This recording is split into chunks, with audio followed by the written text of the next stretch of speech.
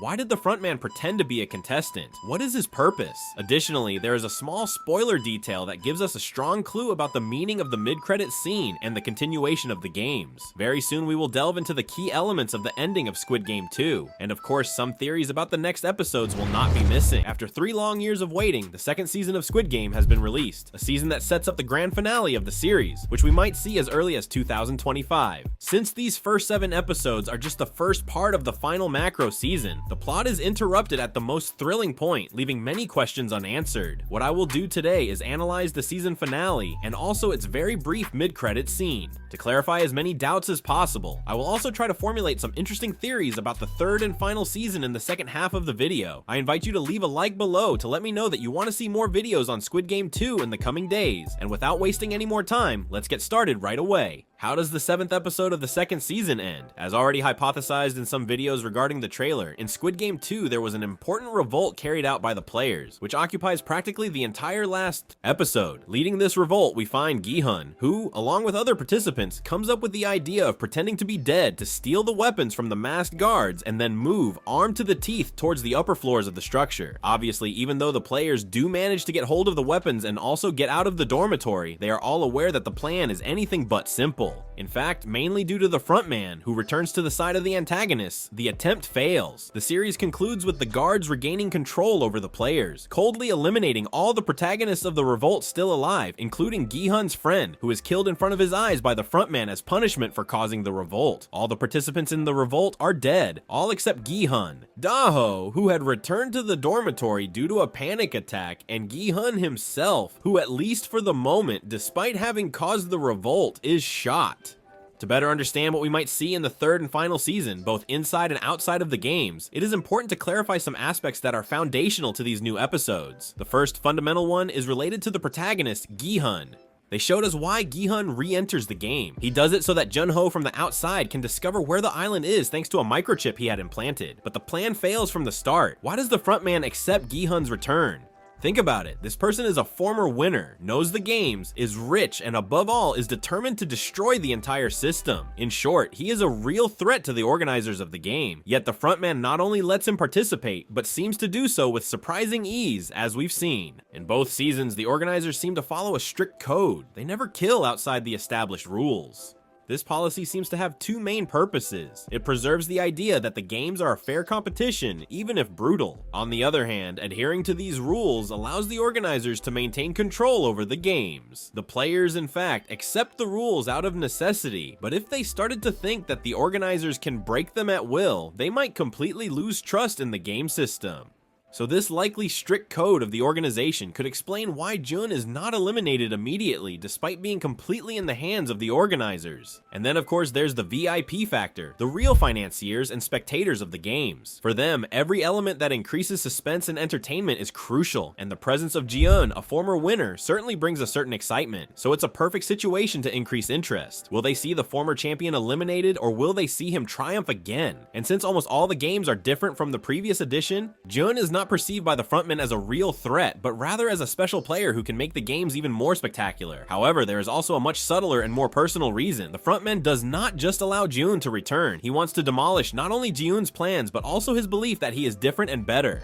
And here we connect to the frontman's entry into the games. It might seem like a strange move, but it actually follows an implicit rule we saw in the first season. Number 1 is always a member of the organization. In the previous edition, it was Innam, the creator of the games himself, while now it is the frontman's turn. But why would an organizer infiltrate the games? There are at least 2 reasons. First of all, to maintain control from within. The frontman knows every dynamic of the games and can manipulate the participants, pushing them towards conflicts, betrayals, and alliances that are useful to the organizers. Additionally, in this case, there's a sadistic personal component, the frontman.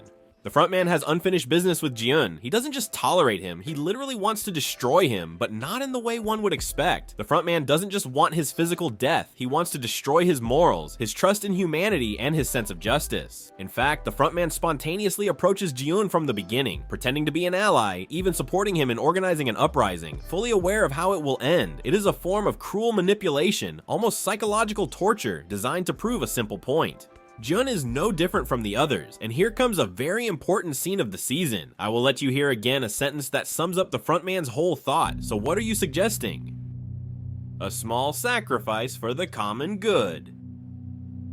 This sentence that in a way challenges Gi-hun is a true manifesto. The frontman is subtly telling Gi-hun that despite his ideals, he is also willing to sacrifice other lives to achieve a goal. It's as if he's saying, you think you're different, but in the end, you're just like me. Your altruism is merely an illusion. And shortly after, when the frontman exits the games and resumes his role, it seems to close the loop. At this point, the question is inevitable. Will the games continue, or will the revolt change everything? Although we have no certainties, there are several details that suggest the games will continue, and the revolt will not have too significant consequences at the plot level. The first detail that makes one think is the behavior of the guards at the end of the revolt. We saw that they regained control by shooting all the participants involved in the uprising, even those who surrender and drop their weapons. However, there's a crucial detail. The guards do not kill those who stayed in the dormitories and did not participate in the revolt. Obviously, this choice is not random. If the organizers had decided to stop the games because of the revolt, they would have simply eliminated everyone without making distinctions. Instead, sparing the players in the dormitory shows that the goal is to continue the competition, still maintaining some order and following the established rules.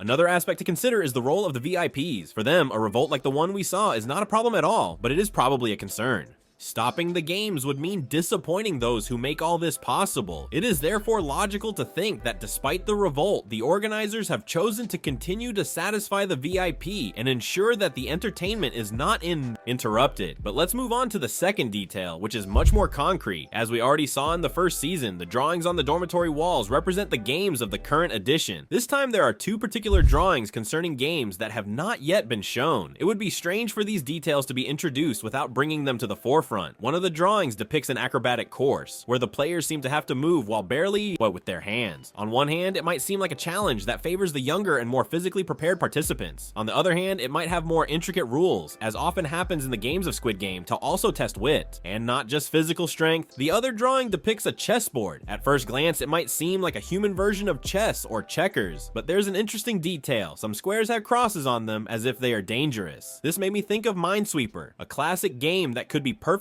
adapted into a version. Deadly. Imagine, the players have to cross a chessboard avoiding the trapped squares. It would be an intense challenge in true style. Squid Game, and it would recall the idea of the glass bridge from the first season, where the one who starts first is definitely at a disadvantage. And supporting the hypothesis that the games will continue is also the mid-credit scene. In this clip, we see a new location reminiscent of the environments where the games take place. There is a red and green traffic light, probably used to indicate the moments of movement and standstill during the game. The most intriguing detail, however, is a new doll similar to the one in a 2-3 star from the first season, but this time male. This suggests that not only will the games continue, but new mechanical elements will be introduced to make everything even more lethal and unpredictable.